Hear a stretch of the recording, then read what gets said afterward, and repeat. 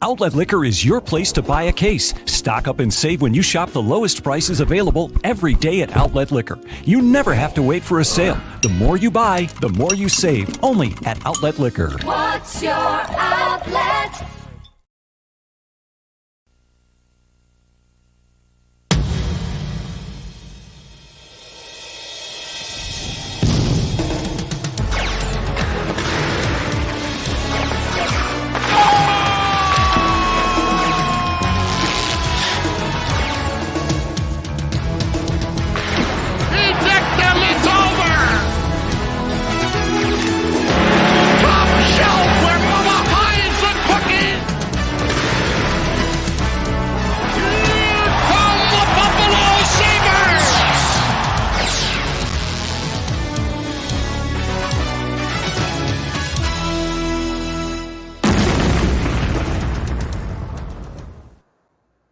Welcome, everybody, to episode 131 of Two Goalies, One Mic. I am Duane, and, of course, joined by my co-host, Connor Hurls. How has your week been, bud? And how was your 4th of July? Week's been good. 4th of July was good. We're about just under 3 months until the Sabres home opener. Feels like a lot longer in the dog days of summer here. It feels like years until the Sabres are going to play hockey again. It really does. It's been about 3 months. It's about a 6-month offseason if your team doesn't make the playoffs. So we're right in the middle of it. But yeah, this is an interesting time of year. In the time after free agency and the time before training camp, not a lot going on, but the end is in sight and there's a light at the end of the tunnel. Yeah, and it's, you said it right there, when your team doesn't make the playoffs, and this year was really kind of like the first time, you felt true heartbreak after the season ended in a while, because you were right there. You were within, I think we might have even speculated on this show. I said, watch this team miss by like a point, to a team like the Islanders or Florida in a game where you lost that you should have won or something along those lines. And, for the first time in years, it became heartbreaking, not just an expectation that the Buffalo Sabres were going to be golfing this offseason quite early. But, after, I wouldn't say an eventful start to free agency, but the Sabres were active and went and they signed Erik Johnson and Connor Clifton and, are in the process of hopefully tying up their own, internally in Donnelly and Power. There's definitely a lot to talk about. DeBrincat signed today. Or it was traded yesterday, to the Detroit Red Wings, a team that I believe he grew up rooting for. So, I guess it's good for him.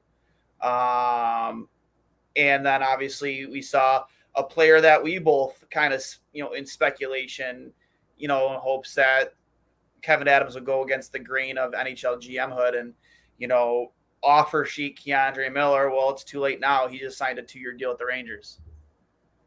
Yeah, offer sheets don't happen anymore, unfortunately. It's really, really annoying that there is some type of unspoken agreement between NHL GMs, even if it wasn't the Sabres, because I think that possibility was a lot less likely after Erik Johnson and Connor Clifton were signed. I think the defensive depth at this point is probably as good as it's been in a pretty long time. So that pipe dream was a little bit out the window, but any other team offer sheeting the Rangers, I think, would have been great because they probably wouldn't have been able to handle it. They signed Keandre Miller to basically a bridge deal because they can't afford to sign him to the contract that he deserves at the moment.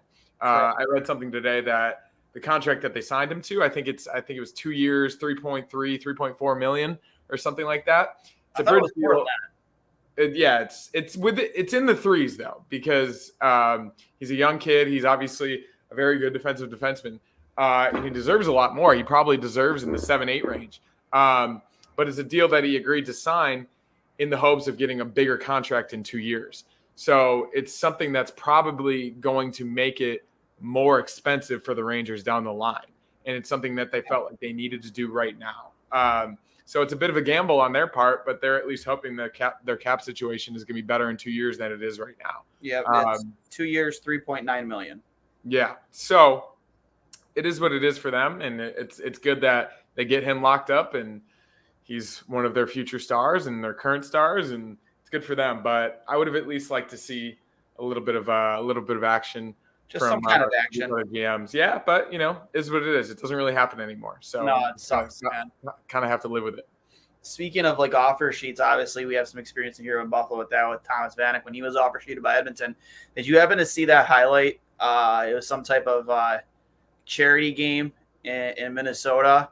Pavel Barber was there, and he did a insane lacrosse move and tucked it between the goalie's legs, and then Thomas Vanek skates down on a breakaway, does like a bunch of fake lacrosse moves without the puck, kind of like poking fun at the bear.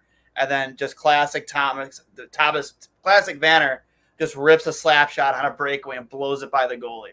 I don't know if you saw that or not. I thought it was incredible. Was it recent or was that back in the day? It was like in the last 24 hours, yeah. Oh, no, I haven't seen that. But it's amazing. Incredible. If it's second here, we'll try and pull it up maybe at the end of the show. But I thought it was hilarious. He was just like literally with no puck. The puck was in front of him, just kind of poking fun at it, and then just literally just hammers his puck by the goalie like the top of the face-off circles. He had no clue it was coming. Yeah, like only Vanek could do on a breakaway. On a breakaway, sure. Right? Remember the first time he did it? It was incredible. Yeah. But yeah, Alex DeBrincat traded from Ottawa to the Detroit Red Wings. Pieces coming back. I think it was a conditional first. Dominic Kubalik. I think there was another draft pick there and a defensive prospect. You think about it kind of at face value. First, you kind of think Ottawa got fleeced because it is Alex DeBrincat, a young scoring winger who I think he's already scored 40 once in this league, hasn't he? I think so, yeah. So you think that the return would have been a lot better, but at the end of the day, they gave up virtually nothing to get DeBrincat. So really, they're just adding pieces to a team that's rebuilding that not many thought would have been this far back in the rebuild actually to start last season because people had them slated ahead of Buffalo to start last year. Yeah. Two-time 41-goal scorer, actually. So shit. Okay. He's proven he can produce, but that was with Patrick Kane and Jonathan Taves with the Blackhawks when they were a little bit higher form at that point, a little bit closer to what they used to be. So that's with some top-tier line mates. And which he potentially could have in Detroit. He could be with Dylan Larkin. He could be with Lucas Raymond. He could get a few different people around him.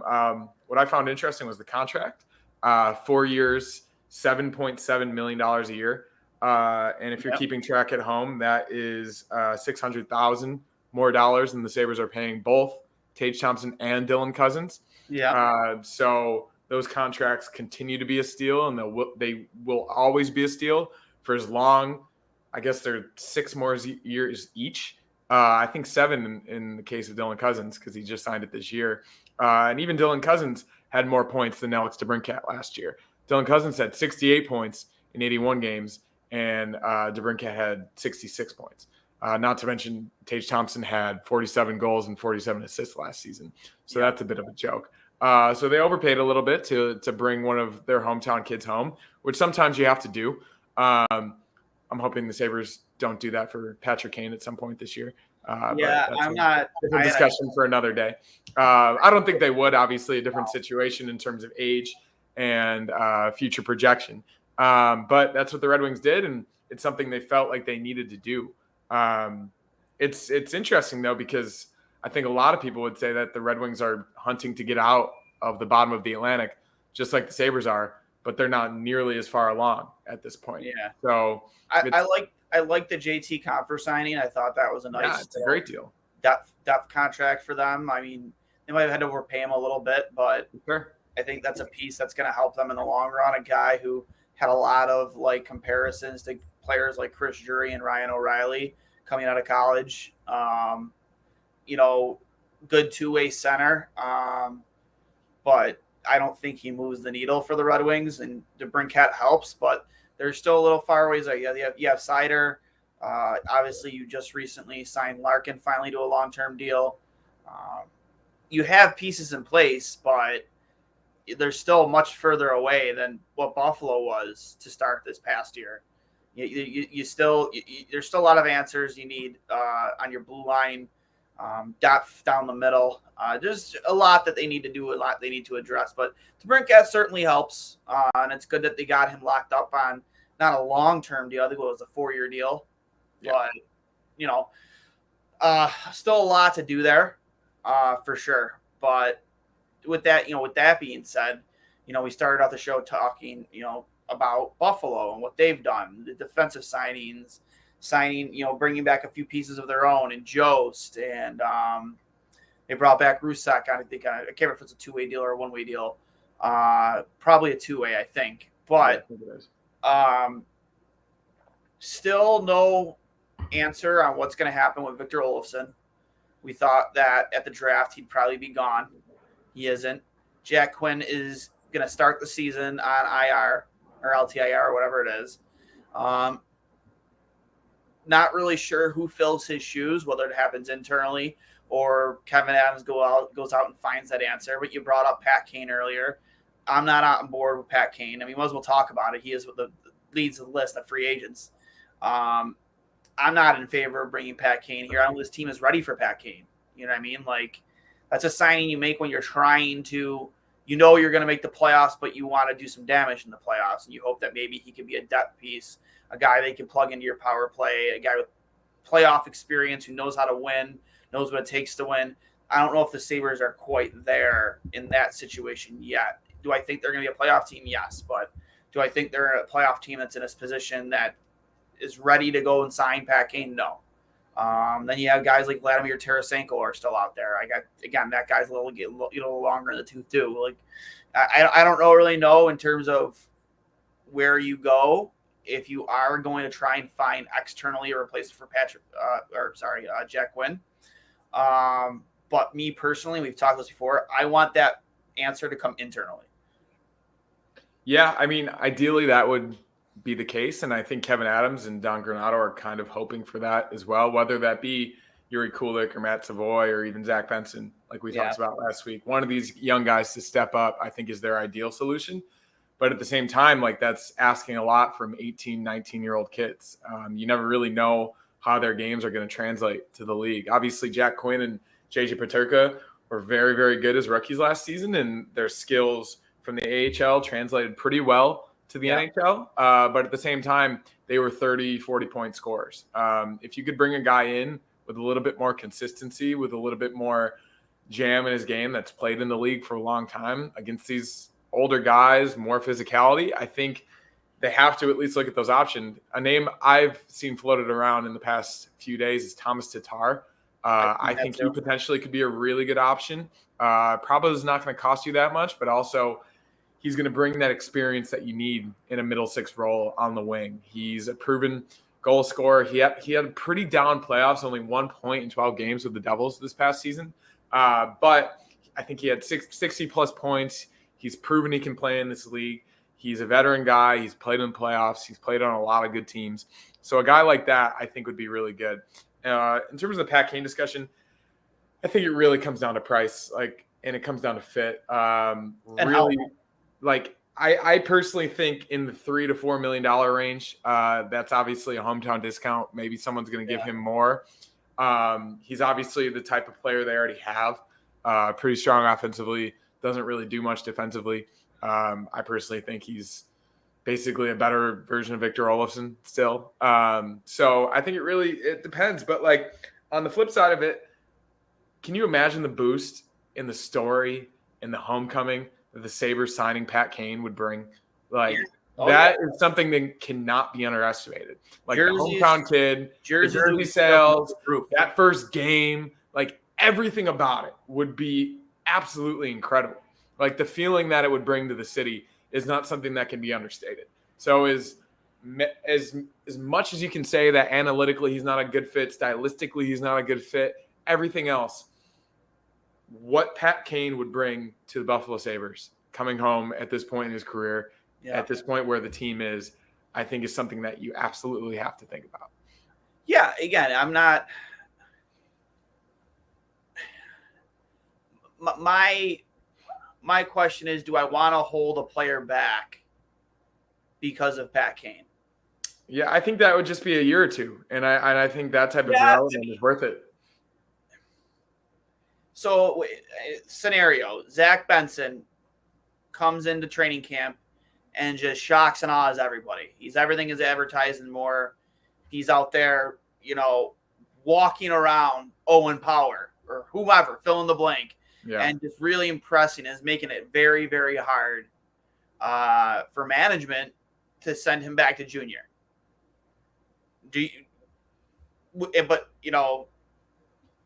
Would you still want Pat Kane? Well, I think Pat Kane is more of a potentially early to mid-season acquisition. I think he's having surgery. He's having surgery himself. So I don't necessarily even think he'd be ready for the beginning of the year. I think this is something that you think about down the line. If Zach Benson comes into training camp, I don't think he gets to the season without being signed. From what I've read and heard, that I think that's exactly what his plan is. He sees what's happening and he joins a team which I think best suits his interest at the time, because I think there's something that he's dealing with that he needs to get fixed himself. But no, I mean, if Zach Benson comes into training camp and earns a spot in the middle six, I think that's the ideal solution. If that's Yuri Kulik as well, or Matt Savoy. I think that's obviously from a cost perspective, that's what the Sabres want to happen. And also drafting and developing has been their philosophy for the past few years now. So yeah, ideally that'd be great. But at the same time, I don't know if Zach Benson in his rookie year is giving you the same exact impact at a ceiling as a guy like theoretically Tarasenko or Patrick Kane or even Thomas Tatar is going to give you. So that's the price you have to pay, and that's the decision that you're going to have to weigh within your organization. So we'll see what happens. But yeah, I think they would love one of these guys to step up. But if the possibility of bringing one of these older, more experienced, proven guys is there, I think that you got to look at it. Yeah. I mean, I get you. I'm not going to say you're wrong, because I don't think you're wrong. I just, I don't know. I'm indifferent, man. I don't know about bringing in Patrick Kane. I think as much as people say they'd be upset about it, if it happened, everyone would be through the moon. Oh yeah, there's no denying that. that. He's coming off a pretty serious hip injury. I'm pretty sure it was hip. I just don't know obviously you're getting, again, a much older version of Pat Kane than what we're used to seeing on the ice, over the last decade. But I don't know, man. I just don't know if I'm ready to keep back a player that's, when that spot becomes available, whether it's not just because of Jack Quinn, but maybe Olofsson on the way out the door. I just don't know internally I want to keep that player back because of Pat Kane. But again, maybe it is a mid-season acquisition. We've always heard the rumors that Pat doesn't actually want to come to play for Buffalo because of, off-ice issues in the past, that he'd just rather stay away. But I have to also imagine growing up in Buffalo, going to games back when it was the Maria Midland Arena, then the HSBC Arena, then the First Niagara Center, and now KeyBank Center. All those before, when that arena was first built, going to games with his dad, playing hockey in the driveway, wearing your favorite player's jersey. That as a kid, he was reenacting scoring that game-winning goal to win Buffalo their first ever Stanley Cup. So I'd have to imagine in the back of my mind, it's also a dream of his to maybe don the blue and gold or the red and black. So I don't know. We'll see. I'm indifferent about Pat Kane. I won't hate it if it happens, but I just don't need it. I don't need it. But we'll put that conversation to bed, I guess. Also on the agenda, Rochester bringing in 2 new assistant coaches. Nathan Pache, former Zdonja Chara slapshot survivor, and his name is escaping me all of a sudden. Vinny Prospal. Yeah, Vinny Prospal. Many believe he might be Prospal might be brought in to help mentor some of the Czech players that are now in the system, Czech and Russian players. Which, I mean, if that's the plan, great. Yeah. But it just seems Buffalo has a knack for keeping alumni around the organization, players that have come up through the Academy of Hockey or the Junior Sabres organization, players that have been coaching there. I I still agree. I still think that they need to upgrade their own bench around Don Granato. I just don't feel comfortable with the staff that he has. Maybe he does. I don't understand it. Why they let Mike Pekka walk away when you could have easily brought him up to be on your own bench, and I think that would have been a much bigger upgrade over Matt Ellis. But again, that's why I don't make the big decisions. So just your thought on those two signings to join Seth Apper behind the bench in Rochester. Yeah, I think Rochester's been in a pretty good place for a good amount of time now. They've at least had a lot of success, and in terms of the development down there and the culture and everything else, it seems like a really good place to play and a really good place for these young guys to go. Nathan Pace, obviously a Rochester American legend. I think he's played the second most amount of games for a defenseman in team history. He's obviously been with the organization for a long time. He's been great in the community there, I was reading. Everything about Nathan Pace to the Rochester Americans feels like it's a perfect fit. So I don't think you could bat an eye at that one. And it seems like it's probably going to be a pretty good fit and a pretty good deal for them. And Vinny Prospel, like, he's an absolute legend. I obviously knew the name, but I was reading about his career today. Like, I think he has the third most points of any Czech player in NHL history. He's been around the game forever, and he's also been coaching for the past 7-8 years. He was behind the bench for the Czech team at the World Cup of Hockey in 2016. And like you said, the Sabres have drafted a lot of Czech players recently, and European players along with that as well, the Russian connection. So I don't think that can hurt. I really don't. No. And at that level, it's all about development. It's all about getting these guys to reach their full potential and not rushing them along too quickly. So It seems like the combination of the two, from both an offensive and defensive perspective, it seems like they probably got what they wanted, given the situation, like you said, with Michael Pekka that transpired this summer. So I think it's about the best that they could have done there. And I think they'll be hoping for the best in both of those cases. Yep. And you know what? Vinny Prospel, like, he had such a sneaky good career. Like, he was never a guy that was the top 5 or top 10 in scoring in the league, but he was always a sneaky good player.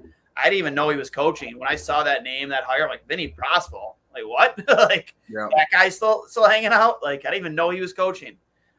Just like you said, you read into it. But I agree that when you're drafting players from these areas of the world, that they come here, it's a culture shock. You know what I mean? Like, it's a different style of hockey for them. And, when you're trying to brand the style of hockey in Rochester after what you're doing in Buffalo to make the transition easier, you need coaches in place that can communicate as best as they can with the players. And when you're bringing in so many players from that area of the world, it just made sense, right? Yeah, for sure. So I like the signings. I mentioned earlier Nathan Pace, Sidonia Chara, Slapshot Survivor. I'm not sure if you remember back when they were wearing the slug jerseys, but he laid out in front of a Chara Slapshot and took it right to the head, almost like unfazed, like gets up and then meets Chara on the boards, and he says to him, like, "You hit me in the head, man." And then I remember seeing on the bench him, his helmet out, and you saw the giant divot from the puck in his helmet. I was like, holy shit. I was like, I hope he was nice enough to autograph there for you after the game. You got to hang it up somewhere in like your cabin out on the lake, just as like a souvenir, because that'd be something pretty cool, in my opinion, to have. Like, that you one of the very few that took a 100-mile slap shot to the dome and survived. Yeah.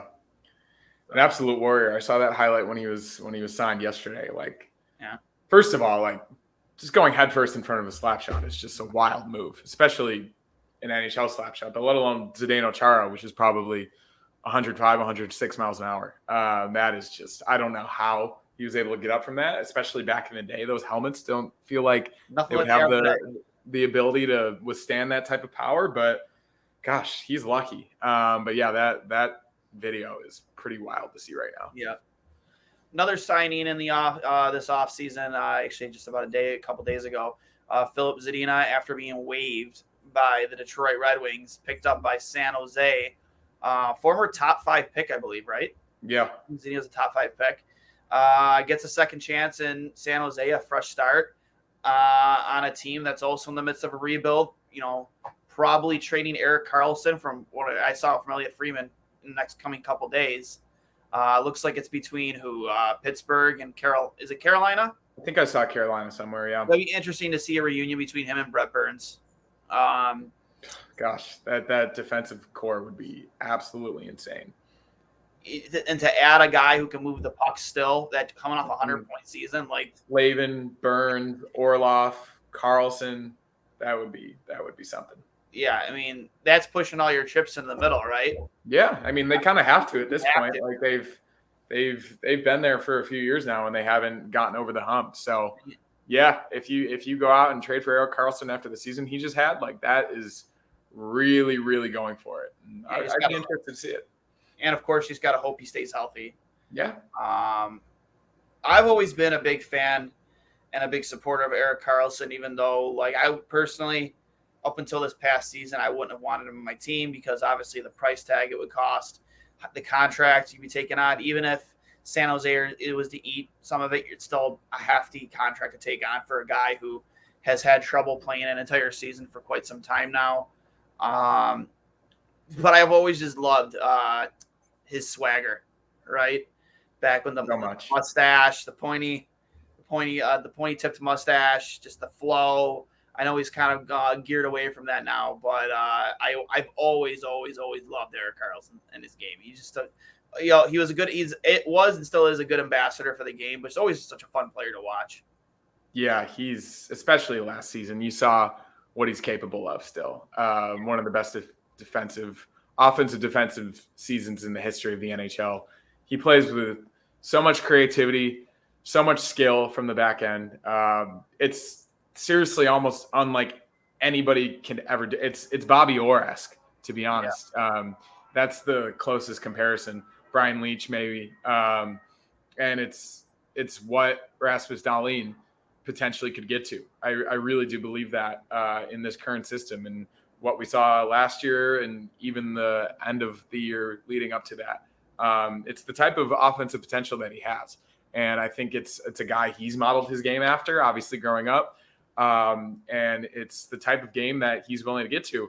And it's also a player he can now compare himself to because it's once his extension is signed, it'll be 8 years, probably $10 million a year.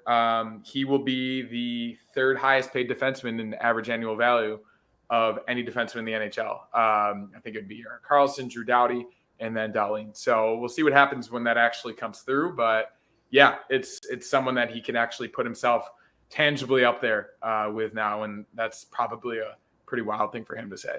Yeah. Another thing too, stepping away from Erik Karlsson, I knew this was coming, but I didn't realize kind of like the record or, the history he'd be making. Jeff Skinner this season, as long as he plays a full year, will hit 1,000 games played in his career.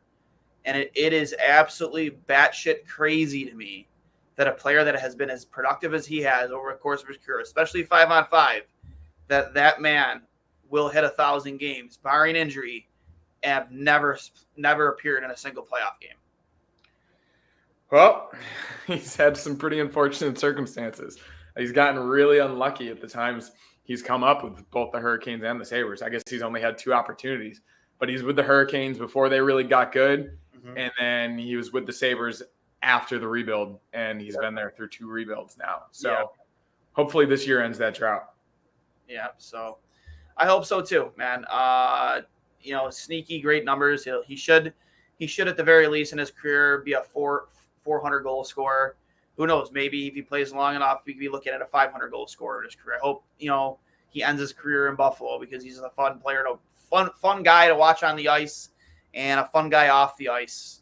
His between two stalls bits have always been, since they've started those, have been fun to watch, and I hope to see more of those next year with different players. So, also, one of the questions I was asked to bring up today: have the Sabres done enough? If this is the roster we go into next season with, barring a defensive trade, because I think you need to make one, are we comfortable with this lineup going into the next season?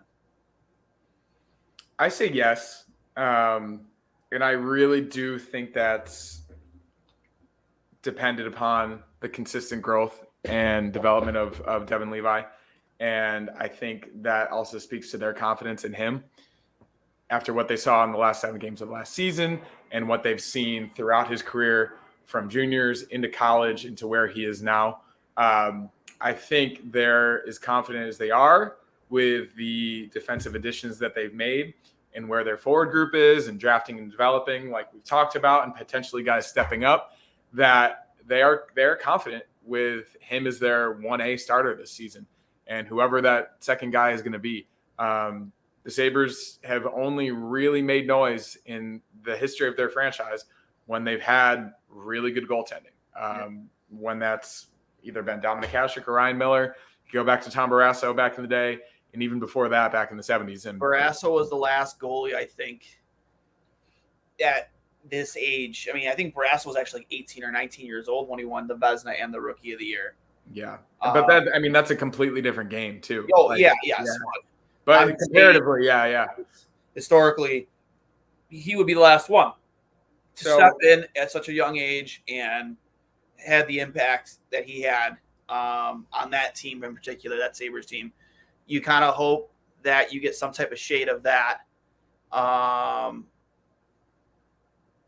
type of shade of that in Levi. And I do believe it. Me and you have talked about it. I think mentally and physically, he's up to the challenge. I think that one of the biggest obstacles for a goalie that there are for any goalie is mentally being able to get past a bad game or letting in a bad goal. Like that's for a lot of goalies, I'd say most goalies, that is probably one of the most difficult tasks because, anybody can be flexible or in shape or, athletic, but do you have the mental capacity, the mental strength to let certain things go, like move on to the next shot, move on to the next game? And I thought we saw that when, after that Detroit win in a shootout where he let in 6 goals, I believe it was, his attitude after the game, he was all smiles and said, you have to handle adversity in this league. This is the best league in the world. Like these guys these guys are the best at their profession, and you're going to get scored on. And to have that type of an attitude and for him to battle in that particular game and not give up, not that you would give up, but not, let the previous goal affect the next shot, get through that. Because he was a big reason they won that game. They won in a shootout, stopped all 3 shooters, made a couple huge saves in overtime, made a one big save at the end of regulation to get that game to a shootout. I see those attributes in Devin Levi, and I say, yes, I think he's up to the challenge. Yeah, I know. I absolutely believe so, too. And it's the thought and the discussion we had during those 7 games that he's absolutely going to be in the NHL this season. And it really comes down to how much they're going to play him and how much they can work him in his first full season. So I think it really depends on how he performs and how he develops. And we'll see. Like, you never know, but I think he's absolutely going to be the starter on October 12th at home, first game of the season against the Rangers. And then if he plays well, then you go from there. I think you take it a game-by-game basis, and that's how this team should look at it. I know the Bills are all about that. They're only focused on this week, and they don't like to talk about future projections or rivalries down the line or anything like that. The NFL is obviously a little bit different than the NHL, but I think you really do take a game-by-game approach, especially with such a young team. Like, they're going to have a lot of guys that are potentially going to have a lot of opportunities to come in and make an impact, and no bigger than Devin Levi, especially – with the lack of moves they've made to potentially put some type of obstacle in the way for him. I think they probably could have made an offer for Connor Hellebuyck or UC Saros or Semyon Varlamov in free agency, or even Tristan Jarry or one of these other guys, but they didn't. And that speaks volumes about where they think about him. I'm surprised Pittsburgh brought back Tristan Jarry. Yeah, especially where they are right now, because they're kind of on the cusp of, are they rebuilding or are they going to go for it still? If they could find a way to make it work money-wise, that they should have went after Connor Hellebuyck. Yeah, that probably would have been a better idea. Or even John Gibson, hometown kid coming back. So Who knows? Running back the same goalie to me doesn't make much sense, especially Crosby's a year older, Malkin's a year older, Letang's a year older. Like, these guys aren't going to keep giving you 80, 90 points a year. No. But as long as you have those guys on your team, like, you can't think that you're rebuilding. Like, you're still going for it, you know? Obviously, like, you have younger guys that are still going to provide for you. Like, Gensel's obviously a really good player. Letang still got it. They have a lot of guys that are going to produce still. But, yeah, I think Tristan Jarry, like, I would say he's a top 10, top 15, top 10 at best, top 15 goalie. He's a quality NHL starter. Like, his numbers have proved that over the past few years. But, yeah, the goalie market's interesting. It really, really changes from year to year. I think we've discussed for a long time that we would love a more solid veteran option to pair with Devin Levi for a lot of different reasons. But as time goes on, I think that possibility gets less and less likely. Obviously, it's a long summer and anything can happen, and even something during the season. Who knows? Especially if UPL doesn't perform the way he does. Or again, what's that? Do they carry 3 goalies again? It seems like that's a possibility, right? Like with everything that we've seen, Eric Comrie seems to be beloved in the locker room, and I think they like where UPL's on a one-way deal. Like, he has to. Exactly. And I think they liked what they. It can't be both.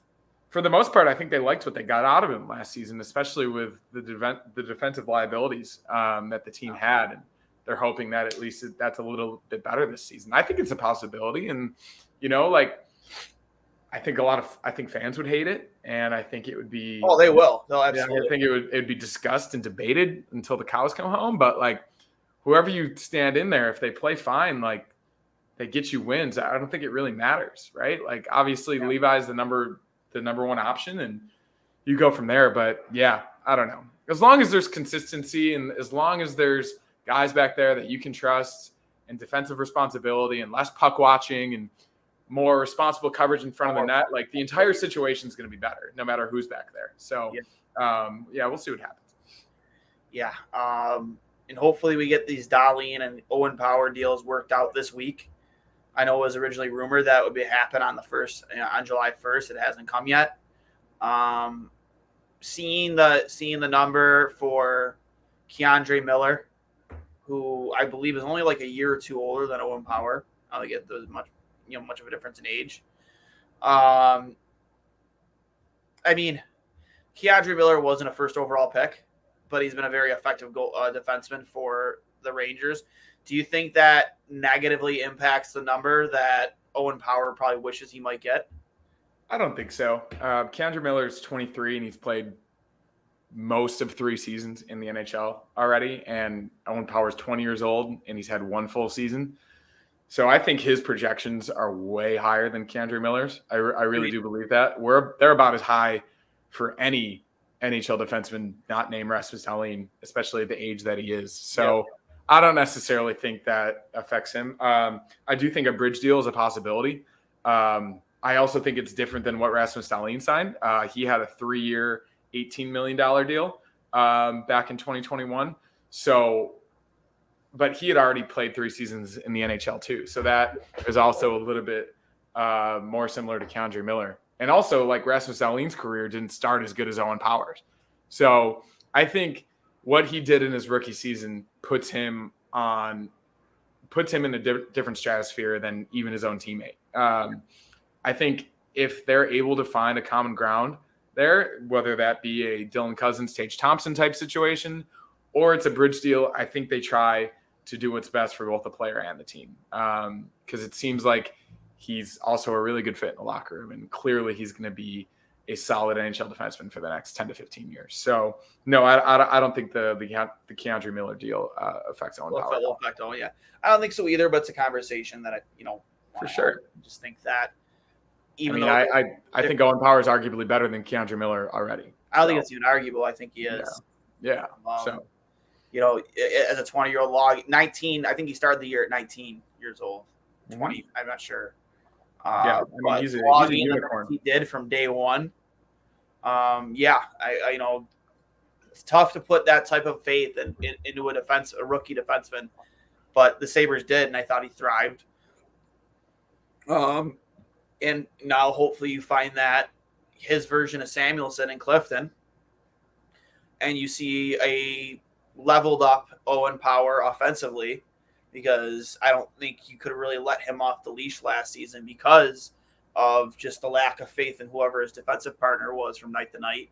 Now I think you might have found it, preferably, in Connor Clifton, and you got a guy that might get let off the leash a little bit, and you might see more of that Michigan Wolverine version of Owen Power, who went to the net a lot. You find himself in front, below the dots on the power play, a guy who wasn't afraid to engage offensively. I would say the only thing I would prefer to see a little bit more out of him is maybe a little bit more jam in his game. He's a big guy, very big body, uses size a little bit more. Now, when I say that, I'm not saying go out there and fight somebody or run somebody through the boards, but I'd like to see him finish his checks a little more. I think if there was one thing I'd like to see more out of him, would be that, because I think the offensive side of his game is just there. It's going to come.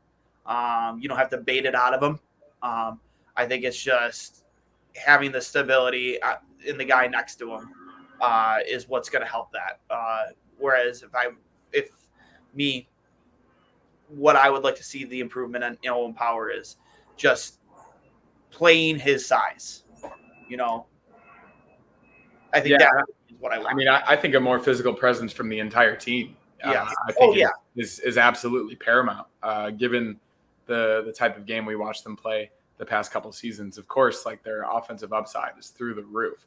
But the games we saw them lose and the games we saw them struggle with, I think it was a Hurricanes game at home last season, a few other against similar types of teams that are more veteran, they're more gritty.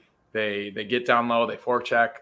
You need to prove that you can stand up to teams like that. And especially as you hopefully get into the playoffs and you're playing that type of game, I think they need to prove that they're not just a bunch of young, skilled guys, that they can actually stand up in the corners to these guys and have that physical presence. And with Jordan Greenway and even Tage Thompson and Owen Power, you have these tall, big guys. And I think that you don't have to fight, but you at least do have to have a physical presence and show that physicality in a lot of different aspects. So I think they will. I really do, as they continue to grow and improve. From Paramount Pictures, Tarasenko now would be nice too. Yeah, I mean, can't hurt, right? It wouldn't hurt, It wouldn't hurt, It depends on the term and the money. Yeah, exactly. Is he signing for 1 year? Then sure, bring him on. Let's go. Yeah, why not? Throw him on that first power play. I think that. Does Tarasenko play on your first unit? I think he could. I think he could do Dahlin, Thompson, Skinner, Tarasenko, Cousins, I guess. I mean, they could Tuck off that line. Tuck, obviously Tuck over Cousins, but I mean, and that makes you have a tough decision, obviously. But I think, I mean, I think you obviously put a guy with one of the best shots in the league on your first power play, right? Yeah. Like, you put him on that right board, as we talked about, maybe with Olofsson. Obviously, he's really, really good from that spot. But, I mean, that would be pretty lethal. You'd have to imagine. Leads me to my next question. Is Olofsson on this team to start the year? Because I think he is. I'm starting to think yes. Like, given that he hasn't been traded yet, and I think his market is probably pretty down. As we've discussed, like, in the type of year that it is, I think his contract would be pretty tough to take on. Mike Pecco, what, Alfredo? I don't know what that means, but I think, as we've discussed with the cap increasing at in the summer of 2024, and him carrying over $4 million cap hit for a guy that basically just does one thing. I think a lot of teams have been scared off by that. And as we've seen, like, not a lot of trades have happened. So maybe it's, who knows? Maybe it's the Sabres retaining some salary. I don't think they would want to do that. But I think the longer he stays on the Sabres into the summer, I think it's more and more likely that he's on the team this season, especially with Jack Quinn's injury. So, right now, I would say that he probably is. Yeah, I think you're right, too. Which isn't the worst thing in the world. I really don't think so. It's hard to replace a 30-goal scorer. They just don't grow on trees in this league. And I think he knows what he needs to improve, too. Like, they had that discussion at the end of the year. And from what I've read, like, he at least acknowledged where and I think it's very apparent where he needs to improve. It's along the boards, getting tougher, being more responsible defensively. Like as a wing, you really don't have to do that much. You got to be responsible for your guy at the point. Yep. Get the puck off the boards, be a good outlet, and get it out of the zone. And at least forecheck, knock guys off pucks, and be a little bit better in the neutral zone. Not just be a perimeter player. Yeah, and we know what he can do in the offensive zone. So if he at least improves that a little bit, and I think that comes with strength and skating, and I think that he can be a more impactful player at both ends of the ice. I really do think so. So we'll see, but yeah, I think it's probably pretty likely that he is, and hopefully it's better than we've come to see previously. Who was going to trade for him though? Again, I've always been Vegas. I know Jack was really high on him. Maybe Jack could advocate bringing him in. Carolina, I think, would be a good fit because they're already so good defensively that I don't see a guy like Olsen coming in and really breaking. They play in such a disciplined system where you can afford to have a guy like him that's strictly there to score goals. I'm sure there's a few other teams out there that might, make a good fit for him, but I don't disagree with Kevin Adams with holding on to him right now, because if you're going to trade a guy like that who can score 30 with ease, you get your value for him. You don't just settle for a 4th or 5th round pick. You're better off just holding on to him then. Yeah, for sure. So, any final thoughts before we get out of here? Not really. I think we've kind of really covered it. Obviously, not too much happening right now. We're in the dog days of summer here, so we'll see what happens. I mean, it seems like there could be something coming up. Obviously, we've discussed who knows with Duane and Power, but I do think it's closer than it is to being farther away. Yeah. I think hopefully before the end of the month, it seems like it's a possibility. And it's probably just legal jargon at this point, rounding out the details of the contracts. So yeah, of course, I think we'll know a lot more once that happens. And maybe the Sabres are waiting until they do that for a big impactful move. Once they have a better idea of what their cap picture is going to look like for this season. That's probably the most likely scenario, to be honest. Once they get both of those done, then maybe they'll be like, okay, we can do this, whether that is a goalie or trading one of those defensemen that are in depth roles at this point, or potentially finding another forward. So we'll see. But I do think those two deals will be the linchpin for a lot of different things that happen this summer. Yeah.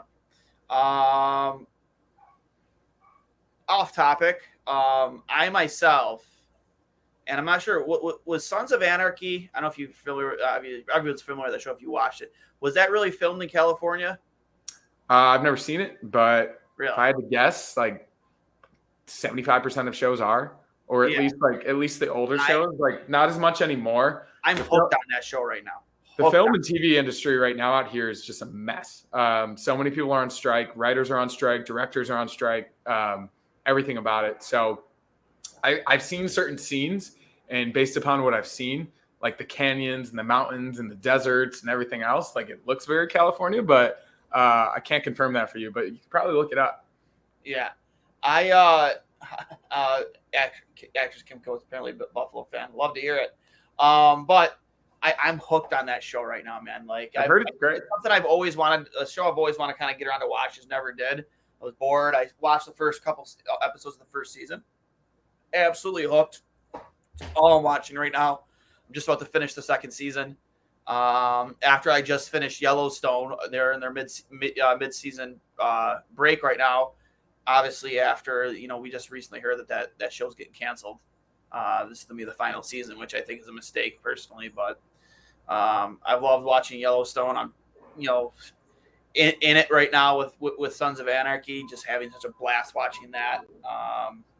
I can't remember what the term is, for somebody who likes to kind of sit around and what are those words called? The type of person you are.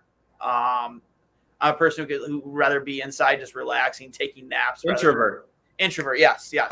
I'm an introvert, man. I love just binge watching shows sometimes, and that's currently what I'm doing right now. On a 90-degree day, I'm inside. I I know you guys love your weather and your hot weather out in Cali, but I can't do it. Like up until the past 2 weeks, we haven't gotten much sun this year, but I think we're finally back. It's been 75 and sunny every single day for about a week and a half now. So I think we're back.